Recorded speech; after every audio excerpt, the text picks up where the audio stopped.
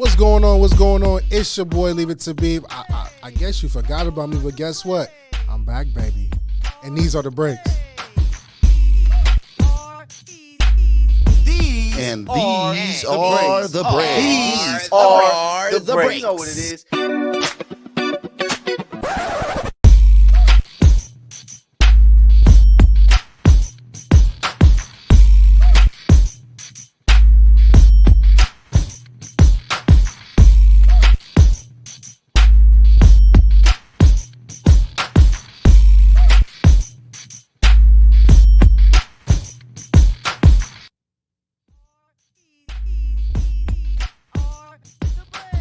What's going on? It's your boy, Leave It to Beav. I know I've been on a long hiatus, but I'm back. This is the breaks, and it's January 10th. So let's jump straight into it, right? NFL breakdown. It's playoff time. You know when I'm miserable about, I'm just going to start with them first. It's my Philadelphia Eagles. My God, what a debacle. Ever since they played the 49ers, it's like a downhill slope of just atrocity, trash, look unmotivated. It's like a team that is trying to get someone out the door, i.e. the offensive coordinator, Brian Johnson. Okay. And shit, honestly, I honestly think it might be a defensive coordinator going as well. But the Eagles did make their way to the playoffs, and they faced the Bucs on Monday night. Now, the Bucs is playing pretty good with Baker Mayfield being in the backfield, which is very shocking of his role and his journey in the NFL.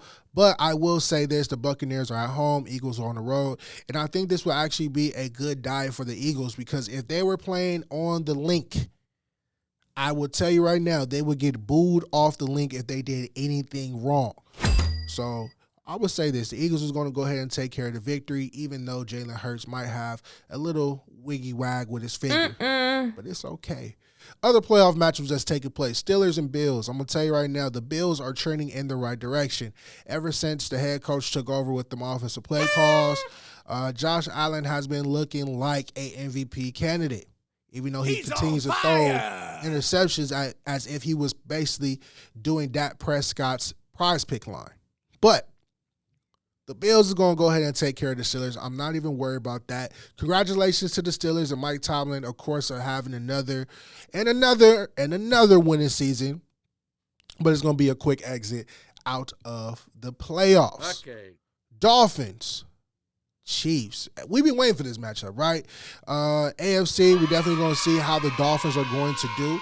The head coach been asking, can it get colder? And it can't get no colder than this. It's going to be -5 out there in Kansas City. It might be a little colder than that. But the Chiefs, we're going to see how they do at home. You can't knock a champion, all right? Patrick Mahomes could definitely do his thing, Kelsey and the boys. But we will see how this will father. I still take Miami, though. I still want Miami to win, even though Miami has been riddled with injuries. But I do expect them to take home the victory. I want to pause for a minute. The NFL, whoever writes the scripts and all this stuff, they was writing a masterpiece, right? Browns, Texans, who would have thought, right? I call this a massage parlor matchup, even though Deshaun Watson is not playing. CJ has been balling out of his mind, got the Houston Texans into the playoffs, and who would have thought Flacco would have returned and gave life to the Browns in such a way that the Browns are necessarily doing pretty good. It reminds me of the movie The Replacements, in which coming out of retirement, he was probably sitting at home eating some Cheetos, and next thing you know, he's in the league throwing bombs to Cooper like it ain't no tomorrow. With this matchup, I do expect the Browns to be very stout and just take care of business. And with that being said, let's transfer over to the home team. Los Angeles Rams is in the building. Who would have thought this should have been a development season for them? But they here. And again, NFL scriptwriters done did they think again. Who they face? Detroit Lions. In Detroit, Matt Stafford is back home, baby. I know Goff is sitting there like, no, I got the key. Stafford is still beloved in Detroit.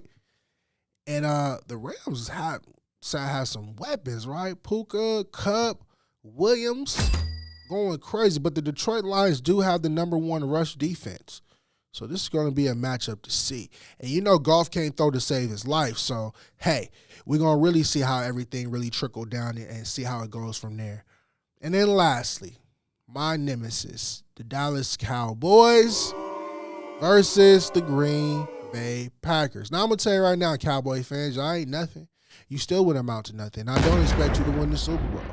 I'm just going to be quite frank with you. You could call me a hater, and your mom always tell you how to hate her, and it's me. How you doing?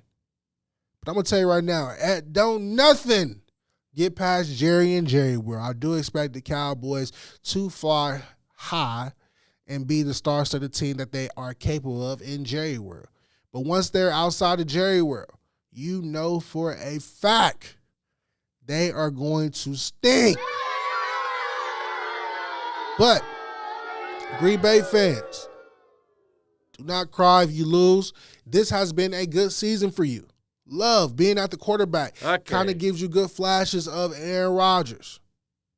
And in the bank as well, you have a lot of young talent that is going to formulate and be very good. So, hey, you be on the horizon in regards to that. Two teams I didn't talk about that's pretty much has a bye is going to be the 49ers in the NFC, which is basically they have their feet up. Brock Purdy and them is basically going to wait on whoever necessarily lose in that round. And the lowest seed will go ahead and face the 49ers. And the next thing that's going to happen is going to be in the AFC, the Baltimore Ravens. Whoever is the lowest seed will go ahead and see Lamar Jackson and those Ravens. Now, I'm going to tell you right now, Lamar Jackson them is on a tear. I haven't seen a quarterback who drop backs right, turns left, and throws a bomb. I don't know who can stop that.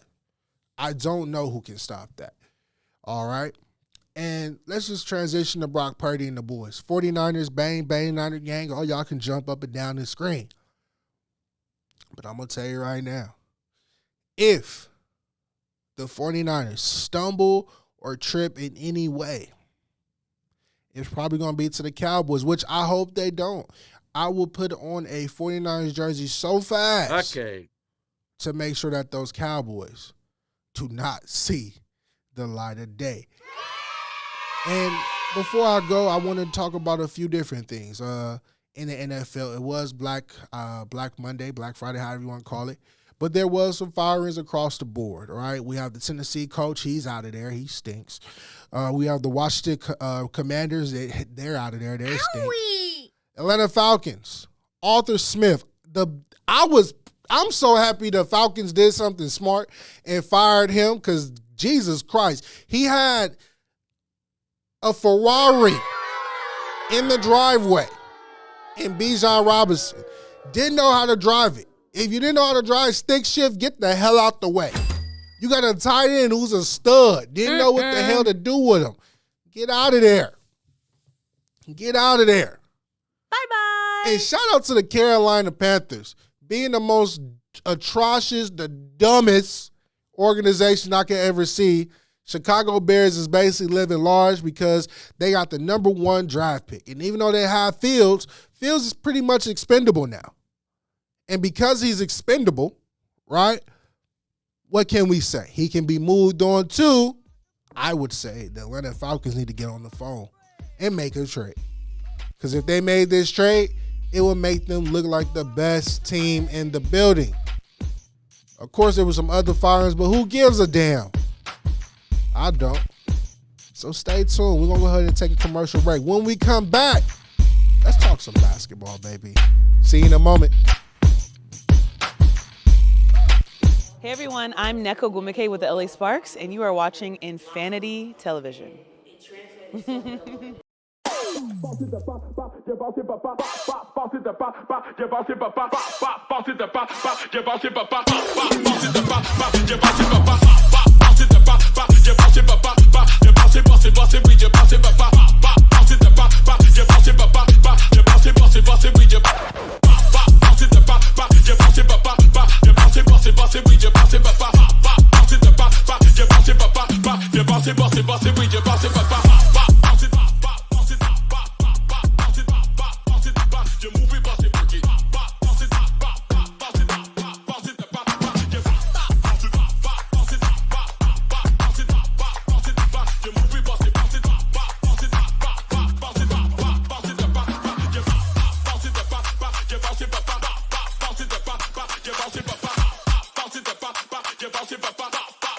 Profanity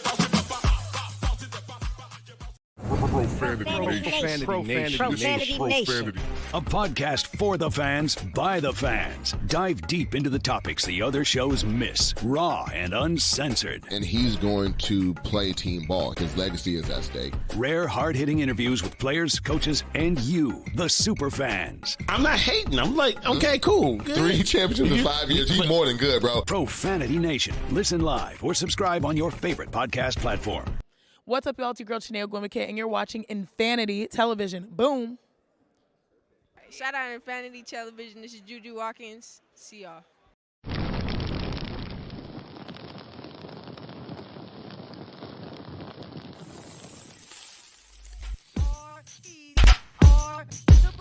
Welcome back. Welcome back. We fresh off a commercial break. And you already know what time it is. Basketball. Some NBA fast break. We're going to start with Draymond Green, right? Draymond Green is back. We all knew he was going to come back way before All-Star break or kind of around that time. His suspension was indefinitely. But if we're looking at it, I don't think it was. It was just some PTO time to go ahead and clear his mind. Draymond Green talked about a few different things. He said he thought about retiring. Bye-bye. But Adam Silver necessarily told him, hey, that's you thinking too hasty, too rashly, and all that things like that. So he's back in the NBA. But let's look at this Draymond Green situation. I just called bullshit on that. Draymond Green is a player, something that I like. We actually share the same birthday, so that's my guy. But Draymond Green, if you ever tune into this show, hey, how you doing? My name is Beav. I'm just going to tell you, a lot of things that you do is just behaviors that you learn over time, and the NBA didn't check it earlier in your career, so it just became a behavior that just wasn't tolerable. It's like tying your shoes, right? If I keep tying my shoes, eventually I'm going to tie it without even thinking about it. I can look down and say, hey, it is what it is. I'm going to go ahead and tie it. And that's the same thing with Draymond Green. You get away with it one time. You get away with it 2 times. And not too much is happening. You say, well, shit, how much of the envelope I can push? And that's what he did. He turned into the nutcracker. If not the nutcracker, he was going to go ahead and jab your eyes out. If it wasn't a good eye gouge, it was going to be a good little sensual choke, which he did on Rudy Gobert. And the icing on the cake was a complete Kamehameha punch to Nurkic. So, Draymond Green, I hope that you went ahead and corrected your behaviors, because I'm going to tell you right now, just looking at the Golden State Warriors as they're constructed, the time is running out of the hourglass for their big 3. Klay Thompson is a shell of himself. I honestly think he should turn into a Ray Allen role.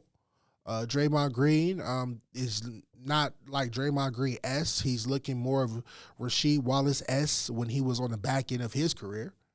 And the only person I have faith in is Steph, but Steph needs help.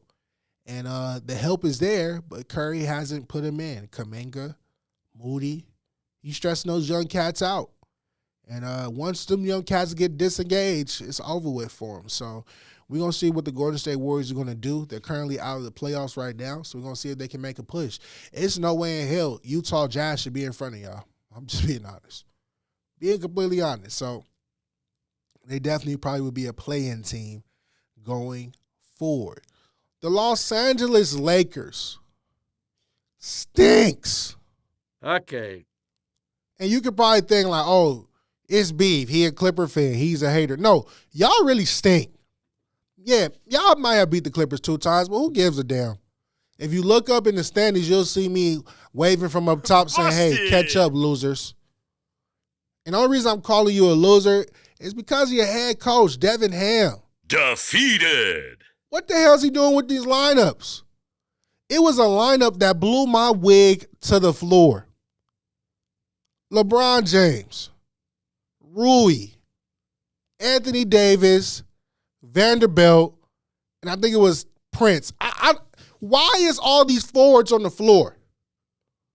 It doesn't make sense. It makes the Lakers season look like complete buffoonery. Y'all was front runners to get to the in-season tournament. You win that, and all of a sudden you pop bottles, doing everything and all that rigmarole in Vegas, and then you come back to reality and understand that y'all really not that good, but y'all can be. And I'm going to tell you how. It's not that hard. Darvin Ham, if you're watching this segment, get your hands out your pockets, get a piece of paper, a notepad, and write this down. Stop benching D'Angelo Russell. Okay. Start him. LeBron James. Start him.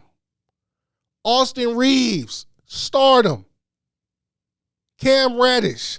Start him. Anthony Davis. Start him. If you don't want D'Lo starting, Austin Reeves still needs to be in the rotation. I know he might be good off the bench, but hey, he needs to start. If you start that lineup or the lineup from the previous season that got you into the playoffs and made some noise last year, even that would be good. But you need to stick to a lineup. All these musical chairs, you're not Ty Lue. You don't have the mastermind or necessarily the star power to do that. You are a loser. Get it in order. Because the Lakers shouldn't be bottom feeders. How can you be a 4th seed and all of a sudden right now fighting for your life to get in the playoffs as a 10th or 9th seed? Doesn't make sense. And that's the facts, Jack. Shout out to Jack Nicholson. All right. Enough with the Lakers. They are not my team, so I don't care less for it. Let's trans over to the Clippers. The Clippers are coasting right now. For everyone that thought the James Harden experience, me, myself, wasn't going to work, hey, I'm going to tell you right now, that's a bad thing. It's actually working. I had to slap my hand down for a minute because they are cooking. If it's one guy that's going to do it, it's going to be Ty Lue, the superstar whisperer. It's basically coaching the USA basketball team. That's how I look at it. And if you're looking at it, James Harden has bought in. Westbrook has bought in. Daniel Tice is another upgrade in the field. Zubac is looking like DeAndre Jordan minus the athleticism. Paul George is looking phenomenal. And Kawhi is doing Kawhi things. And I'm going to say it here. The Clippers are as good as Kawhi Leonard. I'm not going to say championship. A lot of reporters, a lot of people are saying championship for the Los Angeles Clippers. And if you don't know the turmoil that I have been through all my years, I ain't saying squat. We are going to take it game by game. Period. Terrence Mann has been a resurgence. He has been hitting that corner 3. It's not to the quality that it should have been, but he's doing it. Amir Coffey is actually showing up and playing hard. P.J. Tucker is buried on the bench where he should have been a long time ago. Bones Highland is buried there as well, but he will be coming out soon. Mark my words. Okay. The Clippers are balling. They're currently sitting at the 4th seed, and they're cooking up a good wins and good series leading into the All-Star break. So stay tuned. Stay tuned. Honestly, the reason why I say stay tuned because I want to see how James Harden is in the playoffs. I want to see how effective that point guard role is for him in the playoffs. That is it. That is all. We're not done. We're just going to go ahead and take a commercial break. When we come back, I got some more NBA news for you. And we're going to talk about Cat Williams and some social media things later on. See you in a second. Hey everyone, I'm Neko Gumike with the LA Sparks, and you are watching Infanity Television.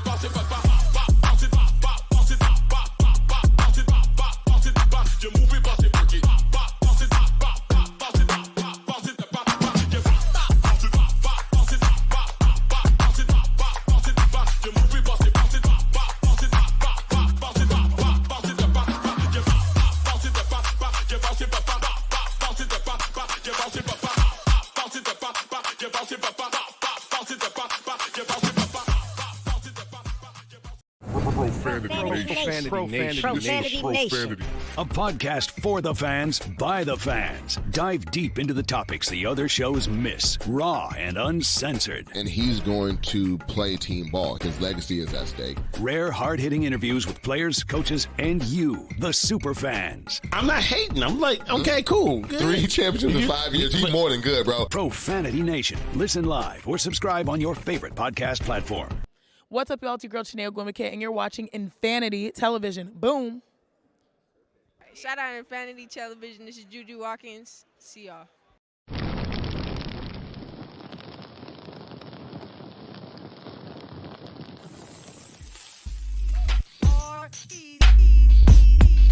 What's going on? It's your boy, Beav, and we back. Jump straight into it. Back into the NBA. Eric Spo just got a new contract extension. 8 years, 120 mil plus. All I want to say to that is Spo know what he's doing. Now, there was a little news, a little chatter. If the Miami Heat cuts a role player, don't touch him. I guess the Lakers didn't listen. Let's talk about John Morant. He's out with a shoulder injury. After he came back, guns a-blazing, doing his thing. And then he got hurt. Ja, don't lose that mental. Honestly, this is a good year for the Grizzlies because you want to know why? If they tank, they might get a good draft pick, some young talent to combine with Ja, or package that up and go get a star to work with Ja. It's up to you, Grizzlies. Make a move. Tyrese Halliburton is also injured, sprained. His hamstrings will be reevaluated in 2 weeks. But I'm going to tell you right now, something about that Pacers team is special. It reminds me of the Houston Rockets team. Okay. It reminds me of a few teams that like to run and gun, but they can't stop a lick on defense. It's the most craziest thing I ever seen. But let's go ahead and transition and let's go ahead and stop at our favorite institution, Breaks University. And I'm going to tell you right now, I don't give a piss about nothing but the tie. Boom. Bitch, blammer, blitz. Even though they lost. And Michigan won. Congratulations, go blue. Jim Harbaugh went ahead and put the icing on the cake after he took care of Bama against Washington in the championship.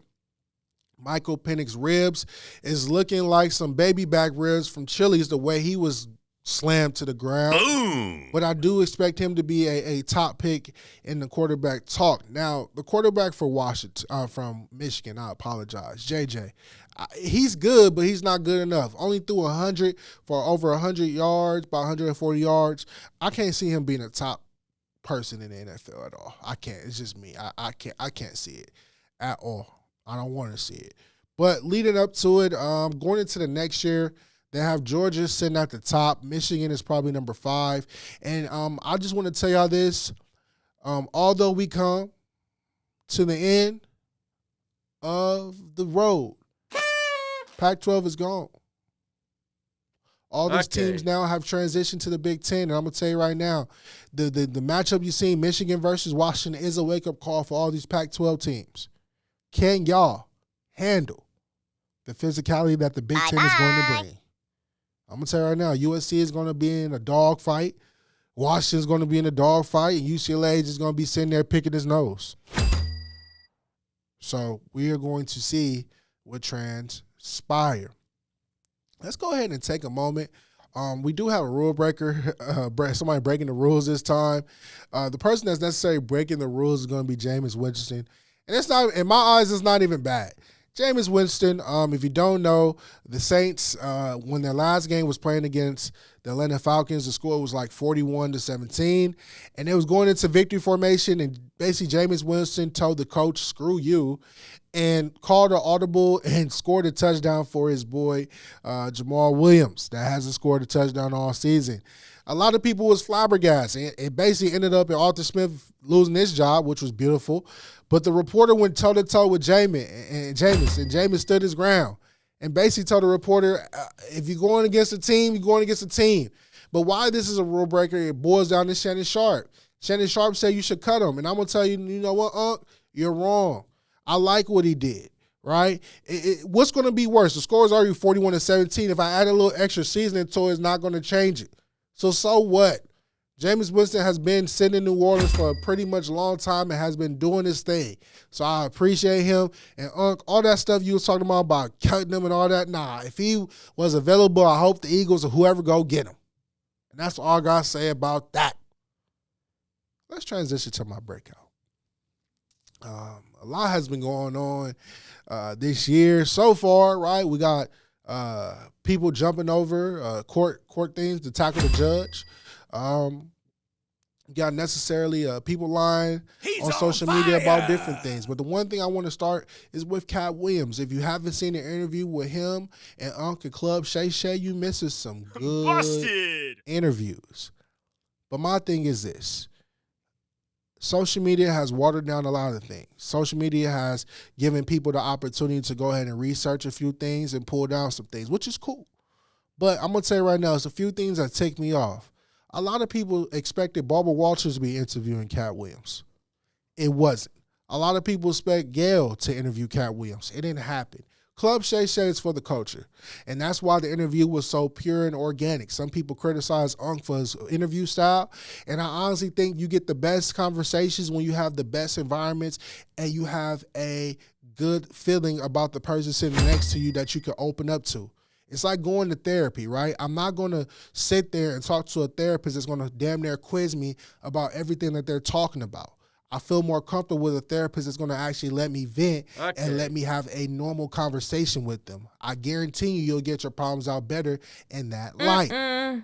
So if you're sitting here critiquing Unc's style, let's actually sit you down in a room and see if you can actually interview somebody. I bet you some of them can't. Some people talking about Club Shay Shay is not marketable. Unc is already on TV. He's on ESPN already. He did Fox already. Club Shay Shay is not something that's going to be picked up for syndication outside of YouTube University. You want to know why? Because he can say stuff like shit and bullshit on the airway and don't get canceled.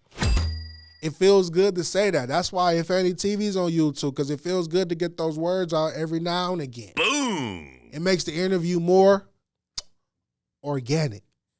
And I'm just going to say this. Cat Williams, you put the world on fire.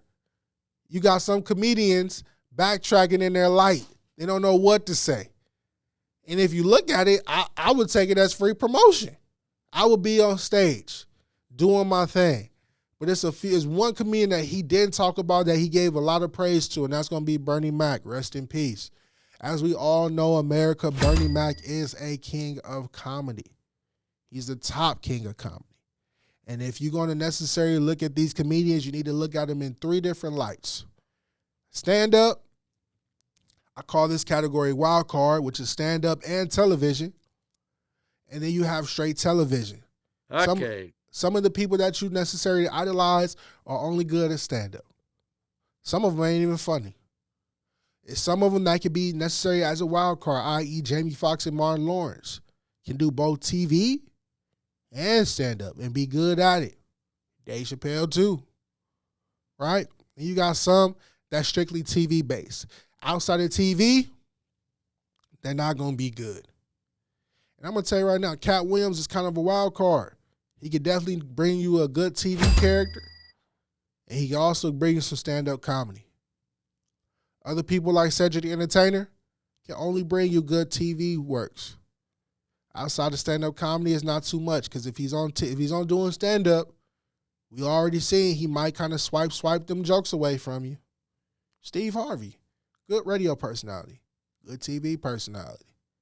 Stand-up, you know, that's where he got his starting call from. Wasn't his cup of tea. It's more of a transplant on top of his head. You got to understand, America, when it comes to these roles and necessarily what's being given, sometimes your opinion is not needed. It's not valid. Look at Drewski. He's out here making fun of the bros. My fraternity. And my fraternity is up all in shell talking about when they see him, we're going to talk to him. I'm going to tell you right now, shut up. Let the joke happen. It's okay. It's a little disrespectful. Just tell them that's a no-no. But all this comment shit, got to stop. You look like the idiot. Hey, it's been your boy, Leave It to Beav. I enjoy being back. I missed y'all. But y'all don't miss me so much. Follow me on my social media platform at Leave It to Beav 31. And if you miss me, you can always tap in with me at 5:30 on We Don't Make the Rules podcast on Sundays. Until then, peace.